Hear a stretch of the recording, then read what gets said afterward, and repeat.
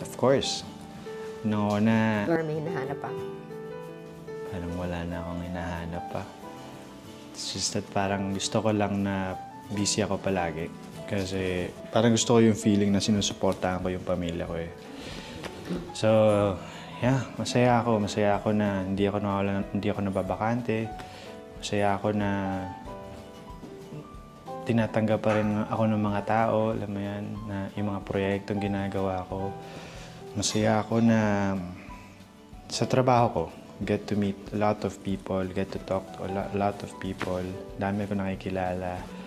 Ang saya sa industriya natin. Hindi pa dami pa mangyayari sa'yo. Bukod sa ang dami mong nakakausap, ang dami mong bansang napupuntahan.